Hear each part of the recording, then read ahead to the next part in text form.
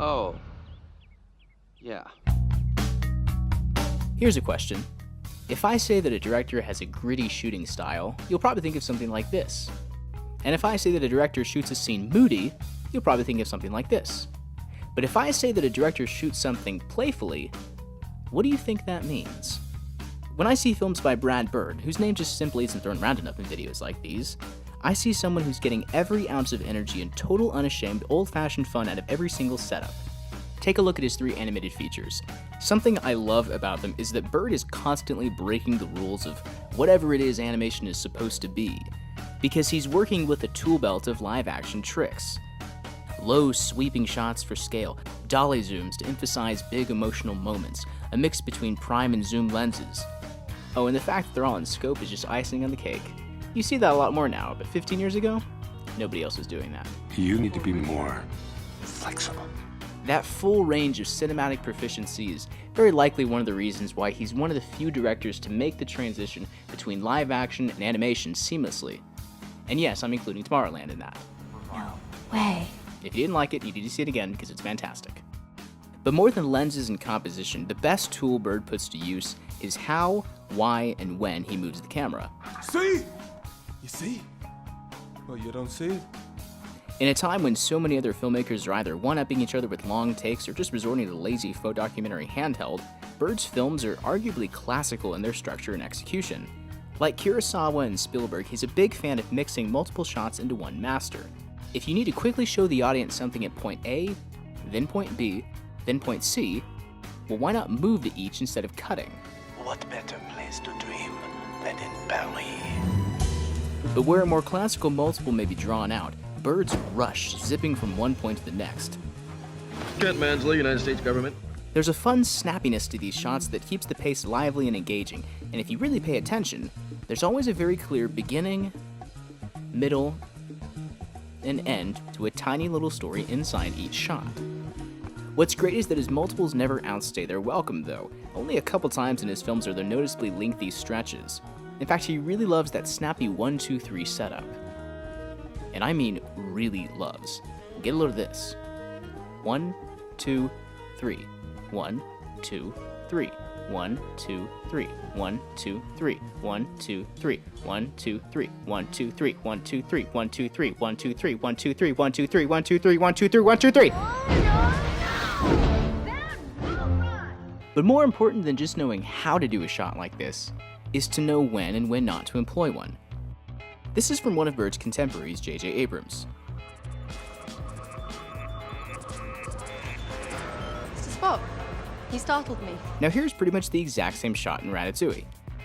We start wide with moving objects in the background, track with someone as they pass in front of the camera, and then center on our main characters. To replace you for Poison Checker has been a disaster. The difference between the two, however, is where the focus of the shot is placed. Here we get a little bit of fluff for a few seconds, but then settle in for the meat of the scene with the characters. Here we get the same fluff, but as soon as we get to the meat of the scene, it cuts into a standard back and forth. In both cases, this is just fun to watch, but here the end result of the shot is the focus of the characters. Here, the focus is just the fluff. If you're just gonna cut away, then why have it to begin with? Take a look at this. Someone has asked what is new. You? Here, what do I tell them? Well, what did you tell them? I told them I would ask. What are you blathering about? Customers are asking what is new. What should I tell them? What did you tell them? I told them I would ask. The swooping from character to character isn't just there because it looks cool, it's there to visually convey a sudden hectic moment. And when that moment's over, This is simple. the camera calms down. Or how about this? When the giant sacrifices himself, which I'm kind of tearing up right now just thinking about, so we'll just keep going so I can ignore it, the pacing of the shots follows the bittersweet emotional tone. Next scene, time has passed, and what do we get? That exact same 1, 2, 3, but this time, it's drawn out, because it, like Hogarth, is slowly having to readjust to normalcy. As always with Bёrd, story and character trump everything. If 1 or 2 or 12 movements within a single shot can help support that, well then awesome. If not, then drop it. Here's another question, and really think about this one for a second. Can you get a laugh out of a camera move? Oh, I'm detecting nuttiness. Watch this. I'd like to apologize to everyone in advance for this. Now where's the gag? Watch it again. The entire payoff is in that little punctuated camera jolt. Don't believe me? Well, just imagine the shot is a static wide. Doesn't work as well, does it? You see this a lot in classic animation, which of course is where Byrd trained and spent the majority of his career. Eddie, old boy, that's the old mixing it now. Let's uncork that right. Come on, let's have a show here. Let's really throw some letter. Come on.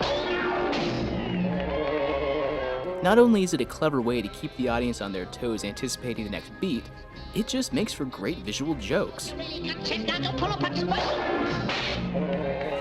You have your setup, and then your punchline. Setup, and then punchline. Hey there, Scout. Kent Mansley. I work for the government. Setup, and then punchline. But this isn't just limited to humor. Look at one of his action scenes and you'll see the exact same principle. There's the problem, and then the solution. The setup, and then the punchline. For the last point, we take another cue from animation. This one is really simple and yet completely invisible.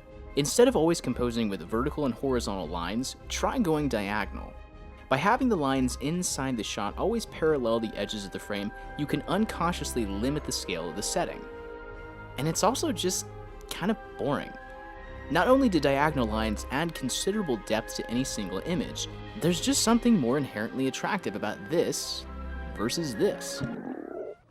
Just hold that thought and stay right there.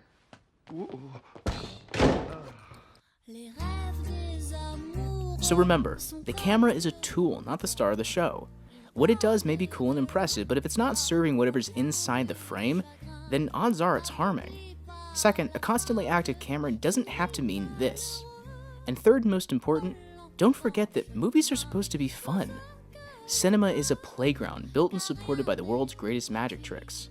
So play around. And if you ever get discouraged by what the hacks in live action are turning out, go back to the animation genre for inspiration. But don't let Brad Byrd hear you call it a genre. And people keep saying, the animation genre. It's not a genre. A Western is a genre. Animation is an art form, and it can do any genre.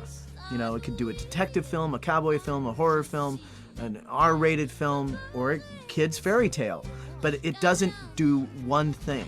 And next time I hear, oh, what's it like working in the animation genre? I'm gonna punch that person.